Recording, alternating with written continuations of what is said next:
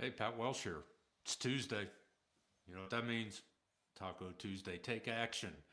Crush obstacles. Well, welcome to episode 4 of the Warrior Servant Leader podcast. Appreciate you tuning in and downloading us. And welcome. Today's topic is going to be the worst leadership advice ever. And I'm going to share some stories with you how I learned that lesson, and wish I'd learned it a lot sooner. And before we get started, I do want to give a shout out to our friends and supporters at Law Enforcement Today, Police Tribune, and Blue Lives Matter. They've been a great supporter of mine for years, and appreciate them sharing on their platforms the, the podcast and how you can tune in. So, this may be a little bit of a bumpy ride today because you've been given probably a ton of leadership advice over the years, and you've read books. You're thinking about stepping up your game in the leadership arena. And so today I wanted to touch on a few topics uh, that kind of dispel some myths and pulls the curtain back a little bit on what maybe you have been taught or thought over the years. One of the worst leadership advice I ever got growing up was if you want it done right, do it yourself. That is terrible advice, and here's why. Because it creates you as being the center of the universe, if you will, whether it's in your work life or your personal life, your home life. And if you want something done right, only you can do it right. So do it yourself. That is not leadership. That's that's a dictatorship. That's self-centered. That's ego. And there's a great book out there if you want to read it by Ryan Holiday called "Ego is the Enemy." And that advice that you have relied on, if you want it done right, do it yourself, is egocentric. It's all about you when it should be about the people that you're leading, the mission and vision that you have for your organization, your family, your community, and it's not about you. There is a fine line between leading by example and doing somebody else's job for them. And that was a lesson I had to learn, and I didn't learn it early in life. I was in my law enforcement career. Oh man, I was probably 8, 10, 11 years. I was a sergeant, and I had a lieutenant who I'd known for years when I was a prosecutor, and he was over in the narcotics unit as a detective. I handled a lot of their cases at the grand jury. And we lived in the same neighborhood at one time. So I knew him as a friend, I knew him as a colleague, and now I had him as my boss. And we were getting our annual performance appraisals, and he called me into the office and sat me down and handed me my appraisal and says, "Hey, look over it, and then we're going to talk about it." So I looked over it, and I thought it was a pretty good evaluation. It was accurate. It was fair. And then he goes, "Here's what I want to talk about. What's noted on there is one of your strongest points, one of your um, uh, good points." And I said, "Well, it says lead by example." He goes, and then what's the next line where it says area that needs improvement? What's that say? And I go, leading by example. And he goes, Pat, do you know what I mean by that is an area that you need improvement on? And I looked at him and we were kind of on a first name basis. And I said, Bruce, I have no idea what this means. You know, I'm not a desk jockey. You know, I'm a workhorse, that I'm out there uh, with the troops. I'm on midnights. I'm very, very active. And then this is the point he made to me. Pat, leading by example is sometimes a very fine line between leading and doing somebody else's job for them. He goes, I pulled up the folks that are on your squad. You, as their sergeant, have had more arrests, more self initiated activity, more traffic tickets written than some of your people. And what you've done is you've trained them to think and believe that they don't have to go out there and hustle and take initiative and do preventative interactive patrolling because, hey, the sergeant will just do it. So he goes, that's why you need to work on your leadership skills to include delegating and actually leading, not by doing their job for them, but by helping them learn and appreciate and be challenged to do the job themselves. Another thing that is a huge myth, in my opinion, in the work world and even in your personal life, this whole thing they call multitasking. Multitasking is a myth. It sounds good. It sounds like you're really busy. It sounds like you can juggle a bunch of balls at one time and not drop them. And I'm reminded of an old Chinese proverb that says, if you're chasing two rabbits, you're not going to catch either one of them. And even if you are chasing them and they go down their rabbit hole and you try to follow that rabbit hole because you're multitasking, you're going to lose.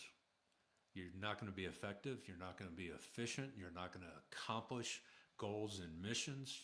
You're going to lose the respect and following of the people that you're responsible for. You're going to get angry. You're going to get frustrated. You're going to get burned out because you think multitasking is a skill set that you should have. And I'm telling you, having learned from experience, multitasking is a danger. What you should be looking at, options that you could be taking, particularly in the work environment, so in law enforcement where you have all these different pressures and stressors and people that are wanting things done, and if you work for a micromanager, it even makes it worse to try and multitask when you have a micromanager. So I really challenge you to sit down and analyze what do you have to do on a daily basis, a quarterly basis, a yearly basis, whatever. Write down the things that you have to do. Then write down the things you want to do. And then finally, write down the things you should do. And that want list and that have to do list should be prioritized on that should do list. So setting goals, delegate responsibilities and actions and accountability. Follow, what would I want to call it? I guess simply follow up. When you do delegate, when you assign things to people to do, make it clear and concise of what you expect and what you will accept in the way of performance. Give them due dates that you want stuff by a certain day and time. And if they can't make that due date, make it very clear to them, come and ask for help. I can be here to help you do your job, but I'm not going to do it for you. Um, then in that follow up, when you're checking in with them or the due date has arrived and you're sitting down and you're evaluating the output and did we achieve the goals and the mission that we had set? And if you have, then it's praise in public. Give people credit and do it in front of other people. Thank them in front of other people at roll call or when you go to staff meeting that this isn't what you did, telling the chief, well, yeah, I did this and I did that. It's giving the credit to those officers, those sergeants. If you're, I retired as a major, superintendent of operations, West operations. So I had a bunch of lieutenants, a ton of sergeants, and I don't know, 100 and some odd officers under my command. And when we would go to ComStats or we'd go to have staff meetings, it was, well, Chief, I did this, I did that. It wasn't that. It was, hey, here's what my folks did. Here's what Lieutenant so-and-so did through his sergeants or her sergeants. And here's the great job the detectives did in solving this case, as opposed to that I did this. This is what I accomplished. So praise in public, give credit where it's due. If you did not achieve the set goals that for whatever reasons, then reevaluate and sit down with folks and get feedback and ask questions. Like we were trying to reduce this particular crime category, and the numbers don't show a reduction. Can you share with me why you think we didn't meet that goal, as opposed to telling them, and reevaluate and start over. Maybe your goals were not realistic. Maybe they weren't smart. And always, always, always celebrate your wins. When people accomplish goals, accomplish expectations, is celebrate that with them and put them in the limelight and not yourself. So when it comes to the worst advice on leadership, hands down, I have got to say this: if you want it done right, do it yourself is the worst leadership advice you could ever receive or that you could ever give to someone. I'll give you an example. So we were shorthanded. I was a lieutenant over investigations division, and we had a bank robbery. It was New Year's Eve afternoon, New Year's Eve, and we were shorthanded. So my robbery detectives get called out. The sergeant comes over and into my office and goes, "Hey, boss, we're shorthanded. Can you come out with us? And we're going to meet the FBI out at the bank." So we get out there, and the long and short of it is the bank robber, he didn't go in and out the front door. He actually used a 5-pound cobalt sledgehammer and busted out an office window and one of those floor to ceiling. And he came through, so he came in through the office and was basically behind the area where the tellers were at, grabbed all the money, but he left the cobalt hammer on the countertop, and he went out the same window he came in, so he wouldn't set off the dye packs. So we all get there, and the detectives are doing their job. They're doing their interviews. The FBI's helping a little bit, and I see this hammer, and I don't touch it. You know, not gonna move. It has to be processed. But I noticed that it has a barcode on it. So I took out my cell phone, took a picture of it, and then I didn't ask. I didn't talk with the sergeant about it. I went over and told him, "Hey, I got the barcode off this hammer. I'm gonna run up to Lowe's because Lowe's is the only place that sells cobalt, and see if we can figure out who this hammer was purchased by. If you need me, call me on the radio." And I left. I didn't say, "Hey, Sarge, this thing has what do you call it? A barcode on it. Do you think one of your guys can do some follow up on that and see if we can get this person identified?" I was doing somebody else's job for them. So I went up to Lowe's, and of course it's New Year's Eve. Manager's not on duty. Security person that's in charge is not there. But the clerk says, "Here, let me scan it." She literally scans it at a cash register and goes, "Yep, that's one of our hammers.